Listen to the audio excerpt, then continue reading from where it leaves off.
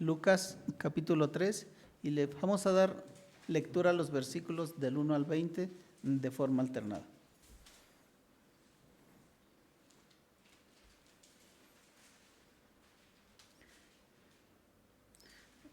La palabra de Dios dice así, hermanos. En el año 15 del imperio de Tiberio César, siendo gobernador de Judea Poncio Pilato y Herodes tetrarca de Galilea y su hermano Felipe tetrarca de Iturea y de la provincia de Traconite, Lisanias tetrarca de Abilinia,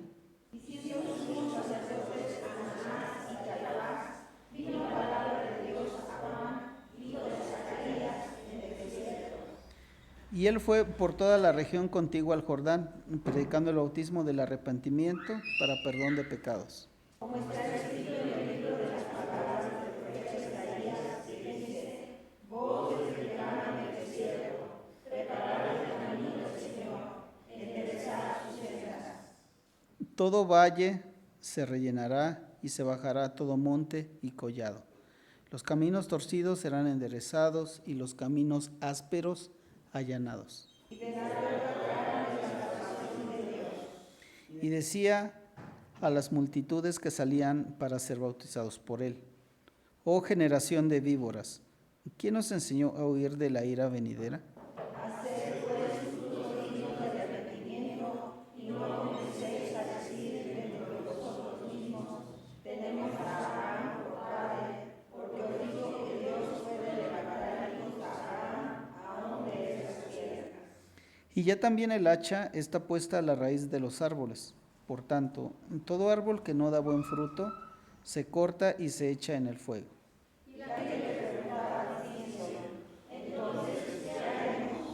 Y respondiendo les dijo: el que tiene 2 túnicas dé al que no tiene, y el que tiene que comer haga lo mismo.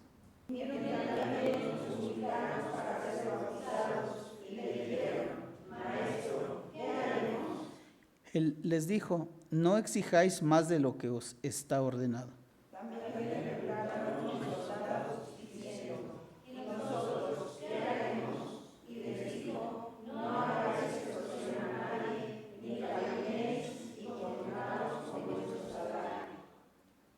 Y como el pueblo estaba en expectativa, preguntándose todos en sus corazones si acaso Juan sería el Cristo,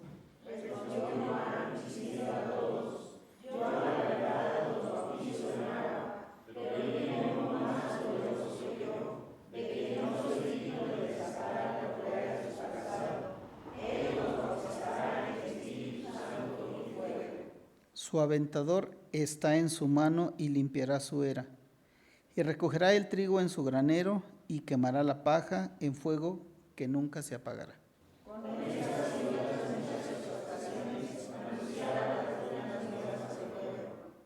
Entonces Herodes el tetrarca, siendo reprendido por Juan a causa de Herodías, mujer de Felipe su hermano, y de todas las maldades que Herodes había hecho, sobre todas ellas añadió además esta: encerró a Juan en la cárcel. Estemos atentos a la palabra de nuestro Dios, hermanos, en la voz del pastor José Víctor González Esparza. Pueden tomar asiento, hermanos, y les invito para que oremos y pidamos la dirección de nuestro Señor. Cuántas gracias te damos, Señor, por la oportunidad que tenemos de tener este tiempo de comunión contigo. Pero ahora, Señor, tenemos el tiempo para escucharte. Háblanos a través de tu palabra y pedimos, Señor, que todo lo que aprendamos en esta tarde lo podamos poner en práctica en nuestra vida. Te pedimos que podamos estar atentos a lo que vamos a escuchar, que no haya distractores y que podamos concentrarnos en lo que nos tienes que decir en esta tarde. Te lo rogamos en el nombre de Cristo Jesús. Amén. Quisiera comenzar esta tarde con 2 preguntas. Ya saben, hermanos, que yo soy bien preguntón. Entonces, quisiera preguntar 2 cosas. La primera, ¿saben cuál fue el primer evangelio que se escribió? No es Mateo. Es Marcos, el evangelio de Marcos. Marcos es el primer evangelio que se escribe. Segunda, si ustedes fueran sinodales de Lucas, ¿qué calificación le darían? Porque se supone que él está presentando al final de cuentas una tesis, porque él escribió no un ensayo, sino todo un escrito con respecto a la vida y obra de Jesús. Vamos a ponerlo así, la vida y obra de Jesús, ¿sí? ¿Qué calificación le pondrían? ¿Una calificación aprobatoria o una calificación reprobatoria? 10. Dicen, me evito problemas y 10, ¿sí? Pero hermanos, déjenme decirles, a veces somos romantizamos las cosas y efectivamente Lucas se merece un 10. Pero hermanos, hay quienes han tratado de encontrar errores en Lucas y aparentemente los han encontrado, ¿sí? Y precisamente está en cuestión de las referencias históricas. Ahora, la primera pregunta surge por lo siguiente. Dijimos que Lucas hace una investigación acerca de la vida de Jesús. ¿Recuerdan ustedes cuando los que hicieron tesis, porque todavía en aquellos entonces hacíamos tesis, ahora ya la tesis ya se presenta por varias maneras, por buenas calificaciones, por trabajos finales, por proyectos de trabajo, y ya la defensa de una tesis ya pocas universidades ya lo manejan, en parte porque de esa manera quieren evitar los plagios, ¿sí? ¿Por qué? Porque yo les comentaba el caso de la Facultad de Odontología de la universidad, la Facultad de Estudios en Acatlán, donde un estudiante de odontología presentó su tesis, se presentó ante los sinodales. Lo que no sabía este muchacho, que nada más cambió nombres y le puso ahí, la presentó ante los sinodales. Lo que no sabía era que uno de sus sinodales, una sinodal, era la autora de este texto, ¿sí? Obviamente ya saben cuál fue el resultado. Ya. Entonces, a raíz de ese suceso, la Facultad de Odontología, cuando menos de la UNAM, esto ya tiene como 35 años, decidió que ya las tesis por presentación de documento ya no valían. Tenían que ser otros medios, que es el que se maneja hoy en día. Y si ustedes se dan cuenta, los costos para titulación varían y uno de los más baratos ahora es la presentación de tesis, ¿sí? Pero bueno, Lucas hace un trabajo y saben, hermanos, que para poder validar una investigación se tiene que hacer, también ya lo habíamos dicho, por un lado el trabajo de campo y por otro lado el trabajo bibliográfico. Y yo les había comentado que a raíz de que no hay tantos escritos, ¿sí?, Lucas tuvo que hacer más un trabajo de investigación. Sin embargo, sí hizo también un trabajo bibliográfico. Por eso les pregunté que cuál había sido el primer evangelio. ¿Por qué? Porque muchos creen, y esa es la idea común que se tiene, que parte del material que presenta Lucas lo tomó de Marcos. Leyó el evangelio de Marcos y de ahí tomó algunas partes para poder presentar su evangelio. Porque obviamente, hermanos, el riesgo del trabajo de campo, de la investigación del campo, es que muchas veces los que pueden dar la información ya no están. Es como si quisiéramos hacer la historia de nuestra iglesia en términos de entrevistar a los hermanos fundadores. ¿A quién entrevistarían de los hermanos fundadores de la iglesia, hermanos? Ya no hay. Hermanos fundadores, ya no hay, ¿sí? Entonces, ¿qué tendríamos que hacer? No, sí puede haber trabajo de investigación y de entrevistas. Tendríamos que ir a la segunda generación, a los hijos de esos hermanos que fueron fundadores. ¿Cuándo se fundó esta iglesia, hermanos? Para empezar, ¿cuándo se fundó? ¿Sí? Y por ahí tendríamos que ir empezando, tratar de escarbar en la historia para ver cuándo se fundó, desde aquel momento en que se separaron de la iglesia Salem. No cuando se construyó aquí, no, desde cuando se separaron, porque después de que salieron de Salem, se empezaron a reunir en algunas casas, luego un tiempo en una iglesia bautista, en la primera iglesia bautista, luego otro tiempo en una iglesia pentecostés que está por aquí cerca, hasta que ya se obtuvo el terreno para construir el templo, ¿sí? Fíjense, tengo 7 meses aquí y ya me sé toda esa información.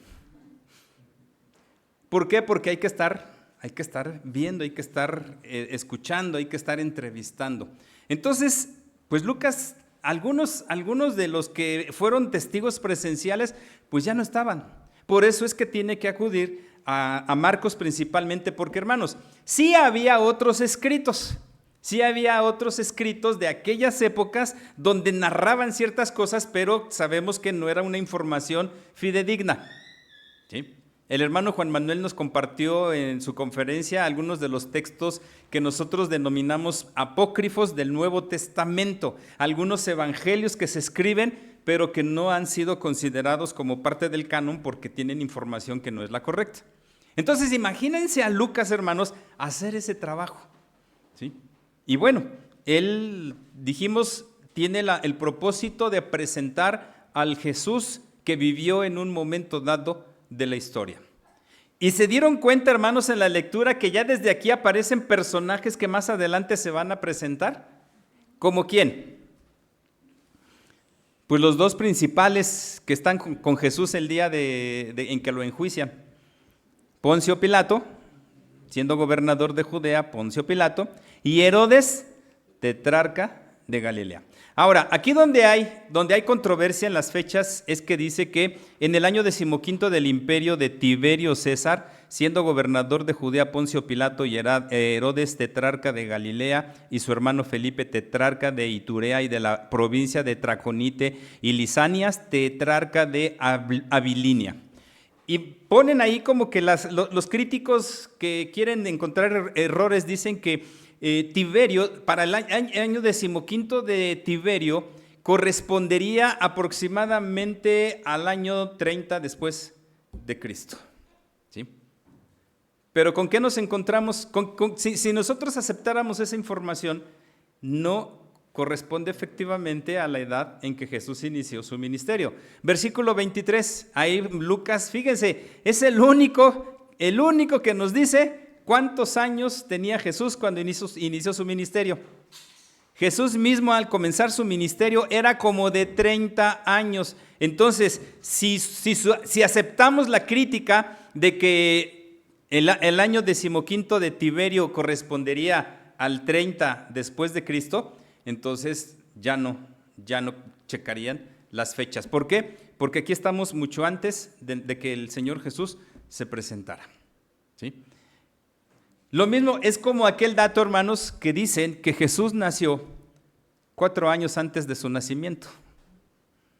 Porque la cuestión de cronometrar, de poner en orden las fechas, supuestamente el calendario gregoriano con otros calendarios que se tenían en aquellos entonces, dan como fecha de nacimiento de Jesús 4 años antes de que realmente naciera. O sea, Jesús nació 4 antes de su propio nacimiento. Pero hermanos, son detalles que tratan, les decía, por un lado, tratan de quitar la evidencia de que la Escritura es inspirada por Dios. ¿Sí? Y aquí es donde diríamos a Lucas, no, Lucas, ya te equivocaste. Como sinodales, ¿ustedes aceptarían un error de esta magnitud en una tesis, hermanos? Porque sí es un error fuerte.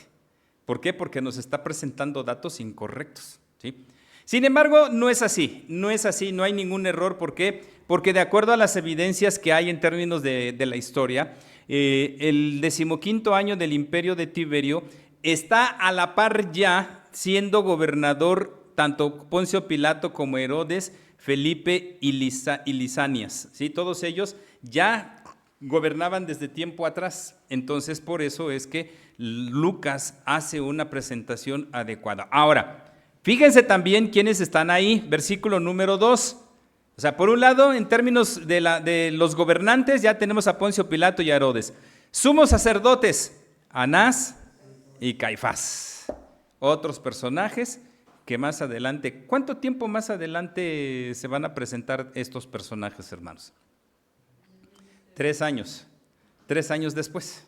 Porque aquí estamos antes de que Jesús comience su ministerio y se van a presentar 3 años después, que es el tiempo en el que Jesús estuvo haciendo su ministerio. Y bueno, este capítulo número 3, hermanos, antes de continuar, es el inicio de la segunda parte del Evangelio, digamos el capítulo número 2 del Evangelio. No el capítulo como los mencionan ahí, sino en cuanto a su estructura, es el capítulo número 2. ¿Por qué? Porque los anteriores, ¿se acuerdan? Hablan del anuncio del nacimiento de Juan el Bautista, del anuncio del nacimiento de Jesús, el nacimiento de Juan el Bautista, el nacimiento de Jesús, y llegan aproximadamente, decíamos, hasta la edad de 12 años cuando es presentado, o más bien cuando van y se les pierde en el templo, ¿sí? De ahí ya hay un vacío. Ya no hay mucha información. ¿Por qué? Porque a los evangelistas no les interesaba tanto que la gente supiera acerca de lo que pasó entre los 12 y los 30 años de Jesús. No era tan relevante. ¿Por qué? Porque Lucas lo señala prácticamente en el versículo 52 del capítulo 2. Jesús crecía en sabiduría y en estatura y en gracia para con Dios y los hombres. Es decir, Jesús se desarrolló normalmente como cualquier otra persona, con un oficio, ¿se acuerdan? Carpintero. Jesús era carpintero de oficio. Entonces, eso realmente no fue tan relevante. ¿Por qué? Porque no hay nada que ver con respecto al plan redentor de Dios, ¿sí? Ahora acá, en el comienzo de la segunda parte, fíjense, sigue prácticamente la misma estructura. Primero hablando de Juan el Bautista y luego hablando de Jesús, que fue lo que pasó en la primera parte. Y bueno, vamos a ver entonces qué es lo que sucede. Dice ahí, vino palabra de Dios a Juan, hijo de Zacarías, en el desierto. Fíjense, estaba Juan en el desierto. Hay similitudes entre el ministerio de Juan y el ministerio de Jesús, porque Jesús también fue llevado al desierto. Y Juan estaba en el desierto cuando recibió palabra de Dios. ¿Qué creen que haya estado haciendo Juan en el desierto? ¿Qué estaría haciendo?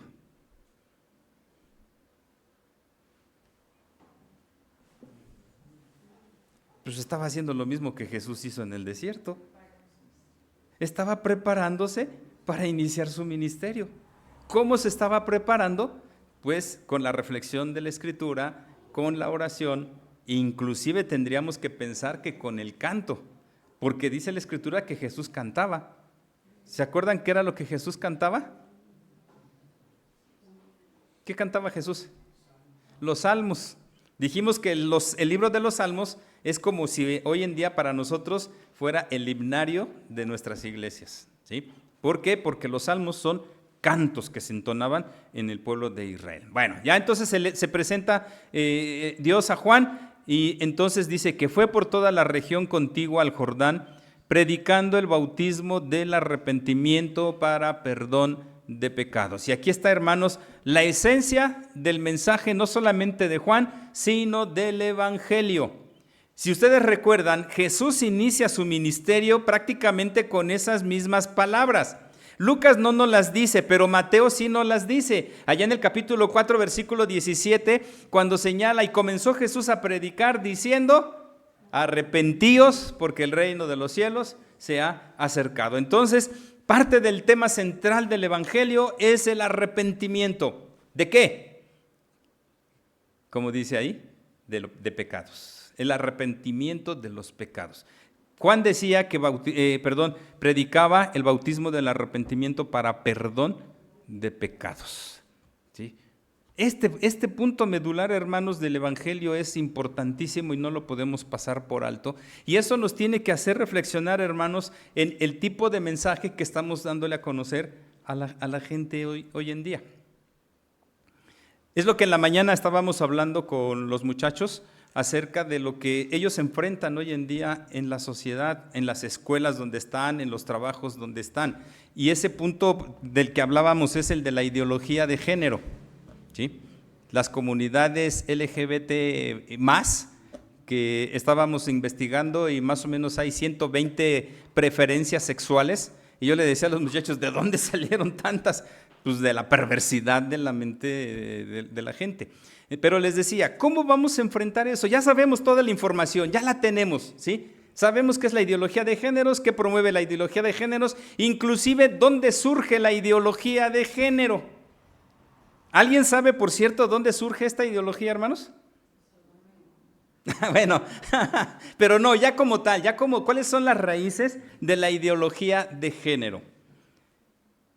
Las raíces de la ideología de género, hermanos, está en la ideología marxista. Ahí es donde está el origen de todo.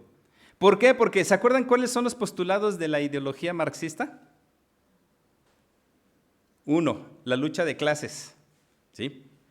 Y de ahí tomaron la ideología de género para hablar de la lucha sobre el sexo, ¿sí? El proletariado tiene que tomar el control. Y ahora aquí, ellos, la ideología de género, están tomando el control. ¿O no están tomando el control de la sociedad, hermanos? Lo están tomando. Y yo les preguntaba a los muchachos, el gobierno, sea cual sea, ¿a quién le van a dar más permiso para hacer de las suyas? Una marcha, por ejemplo, ¿a la comunidad LGBTI o a la comunidad cristiana? ¿A quién le van a dar más fácilmente el permiso, hermanos? A la comunidad LGBTI, ¿sí? A la comunidad cristiana, si quiere hacer una marcha, le van a poner muchos peros. Pero a ellos no, con una facilidad, pero que asombra. Entonces ahí está, toman el control. Pero les decía, bueno, esa es la situación, pero ¿cómo vamos a responder nosotros? ¿Cómo? Y la única manera de responder nosotros, hermanos, es con la firmeza de nuestras convicciones. Si nosotros estamos bien cimentados en la palabra y sabemos cuál es la esencia del evangelio, entonces vamos a poder enfrentar todo, no nada más la ideología de género, sino cualquier ideología que se presente hoy en día. Y es precisamente a donde quiere llevar, en este caso, Juan al pueblo de Israel. Porque, hermanos, este tema del arrepentimiento no es nada nuevo. Si ustedes se van a los profetas, ¿cuál es el mensaje de los profetas, hermanos? El arrepentimiento precisamente. Y tenemos, por ejemplo, Isaías 1:16. ¿Qué dice Isaías 1:16? Venid luego, dice Jehová, y estemos a cuentas.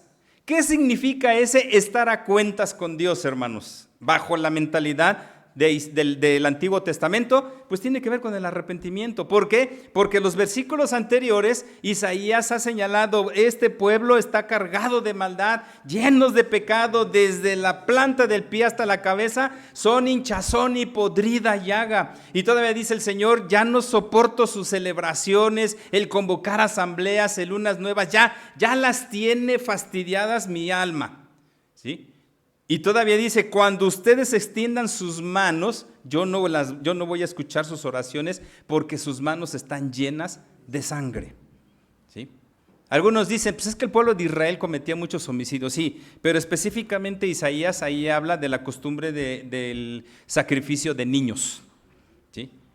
Ya lo habían tomado de otras culturas y ellos también ya sacrificaban niños. Por eso dice, yo no voy a escuchar porque llenas están de sangre. Y entonces empieza a meter ese mensaje del arrepentimiento. Si vamos con Jeremías, también Jeremías predicó sobre el arrepentimiento. Otro profeta que así claramente predica sobre el arrepentimiento, aunque este profeta como que le dijo al Señor, ¿para qué voy, Señor, si de todo modo los vas a perdonar? ¿Se acuerdan quién es? Jonás, ¿sí? Pero el tema entonces, hermanos, el tema del arrepentimiento es un tema que ya se viene manejando desde el Antiguo Testamento. No es nada nuevo, pero aquí Juan se los tiene que recordar. Y Juan a nosotros también nos lo recuerda hoy en día. ¿Por qué? Porque, hermanos, cuando le evangelizamos a alguien, ¿qué tipo de mensaje es el que le presentamos? ¿Le presentamos el mensaje de arrepentimiento?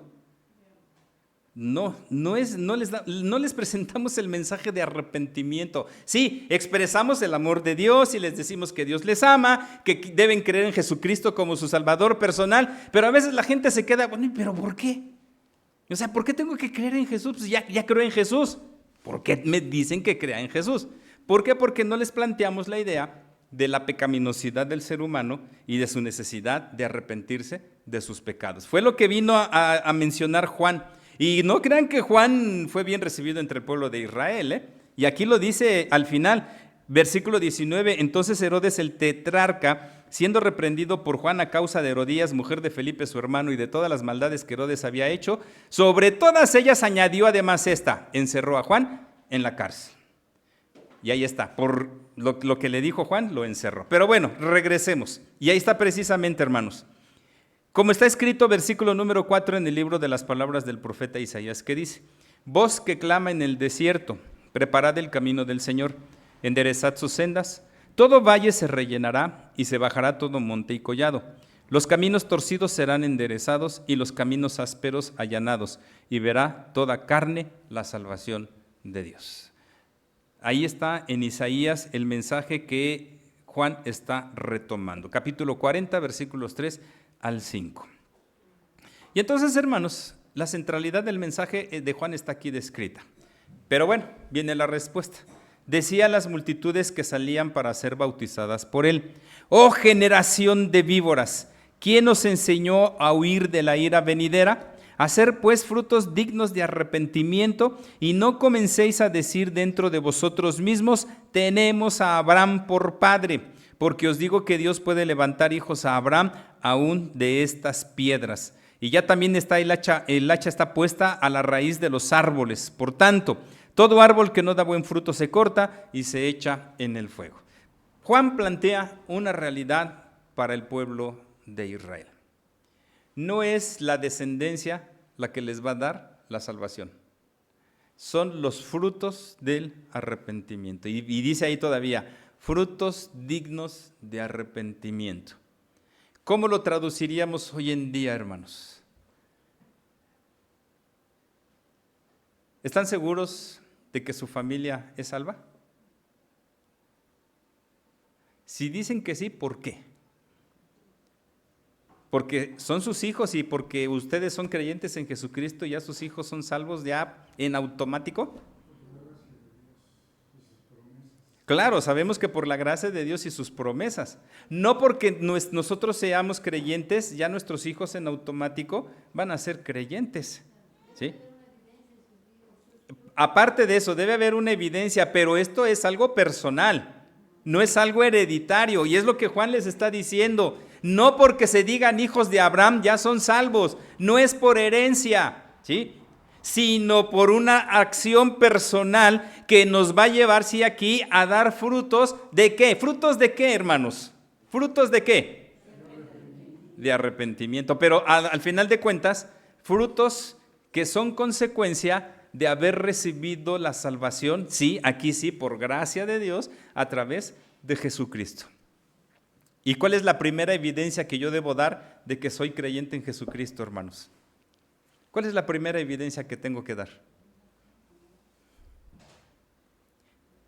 ¿Qué le planteó Jesús a Nicodemo? ¿Mande? Que naciera de nuevo, es decir, el nuevo nacimiento. Pablo lo dice en otras palabras: he aquí todas las cosas viejas pasaron y ahora son hechas nuevas. Pero ¿cuál es el punto del cambio? Jesucristo. Entonces, la primera evidencia de que soy creyente en Jesucristo es un cambio en mi vida. Ya no voy a ser igual que era antes, voy a ser diferente. ¿Por qué? Porque ahora al recibir por gracia la vida eterna, entonces aquí es donde está. Voy a empezar a dar esos frutos de arrepentimiento. ¿Cuáles frutos? Bueno, vean, versículos 10 al 14, tenemos a 4 tipos de personas que se acercan, tres tipos de personas, que se acercan a Jesús a hacerle pregunta. Primero, a la gente en general le preguntaba diciendo, dije que se acercaba a Jesús, no, a Juan. ¿Qué haremos? Y esta pregunta se repite en estos 3 tipos de personas. ¿Qué haremos? ¿Qué haremos? ¿Qué haremos? A la gente le dice, el que tiene 2 túnicas, dé al que no tiene, y el que tiene que comer, haga lo mismo. ¿En qué consiste el cambio de mentalidad, el cambio de vida? En primer lugar, de acuerdo a lo que plantea aquí Juan, hermanos. En el amor al prójimo. Esa es una parte. La segunda parte es despojarme de lo que yo soy y darlo al otro, ¿sí? En este caso, yo tengo, ¿sí? Y en mi condición pecaminosa va a ser para mí, para nadie más.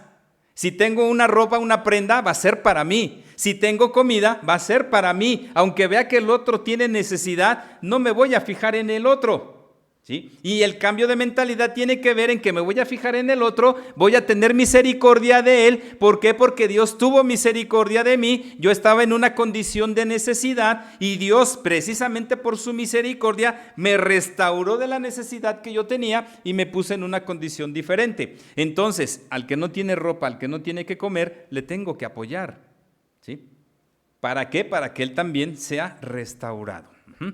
Luego dice, vinieron unos publicanos para ser bautizados y le dijeron, maestro, ¿qué haremos? Él les dijo, no exijáis más de lo que se os está ordenado. Y aquí dice uno, a ver, ¿cómo está eso? ¿Quiénes son los publicanos? Los cobradores de impuestos, ¿sí? Entonces, ¿qué es lo que está diciéndole aquí el Señor Jesús a estos hombres? La extorsión, ¿sí? El soborno.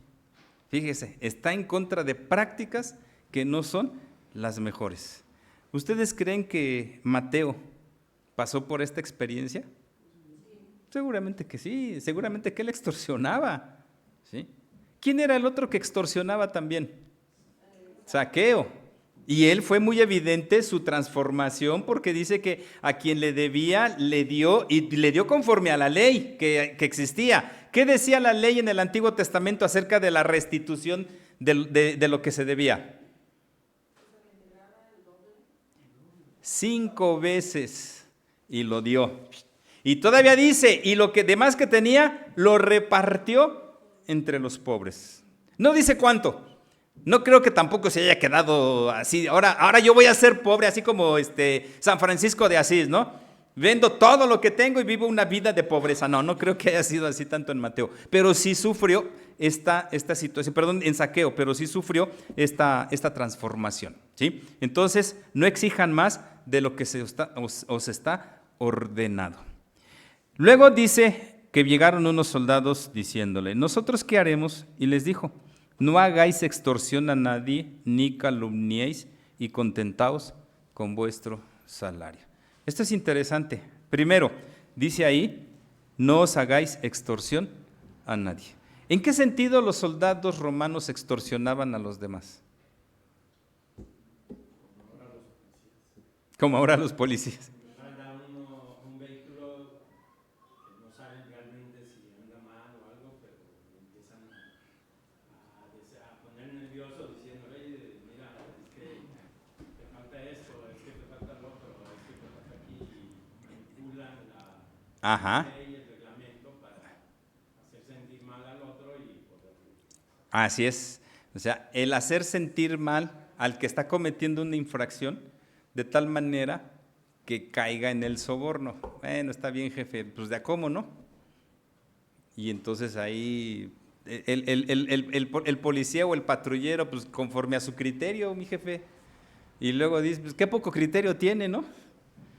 Cuando no es lo suficiente para ellos, por un lado. La calumnia.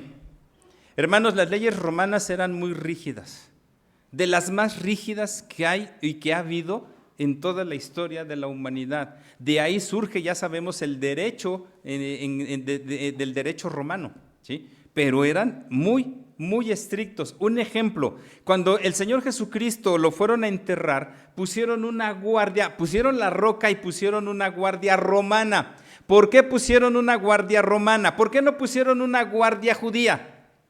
¿Por qué?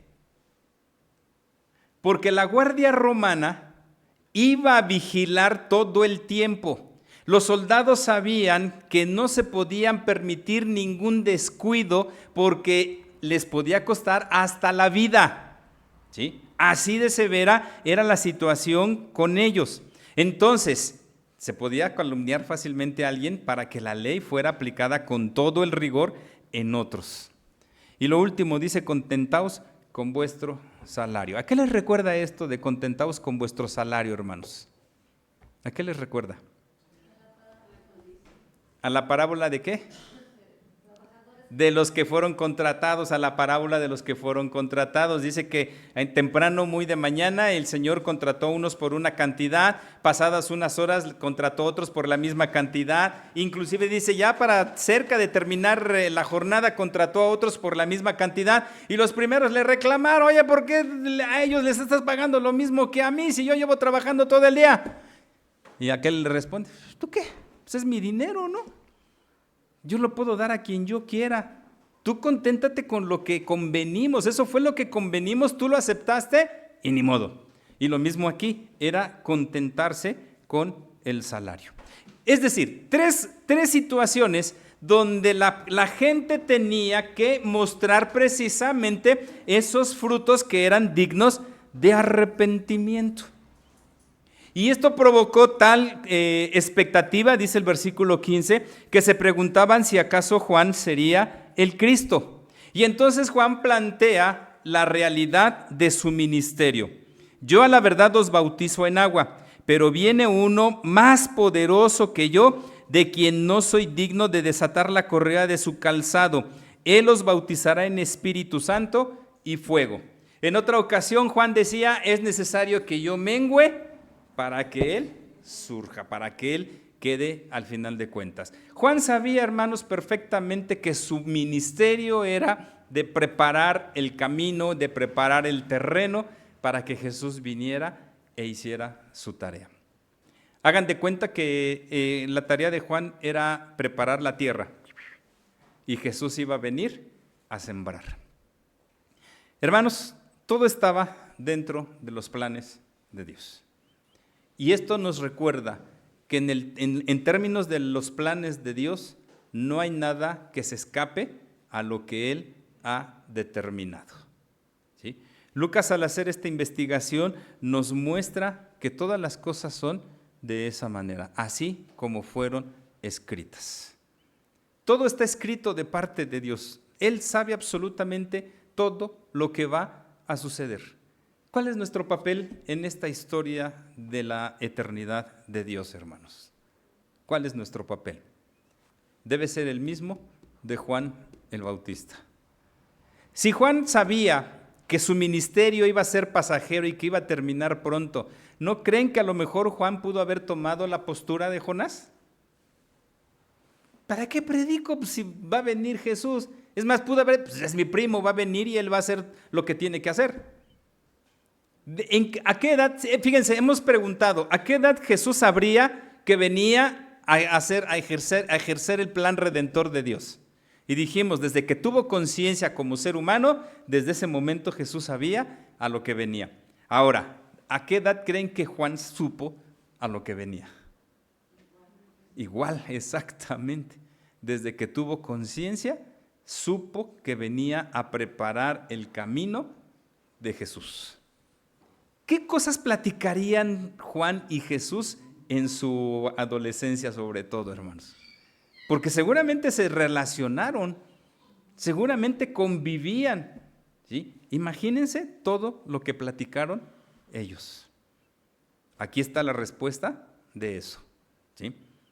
Su aventador está en su mano y limpiará su era y recogerá el trigo en su granero y quemará la paja en fuego que nunca se apagará.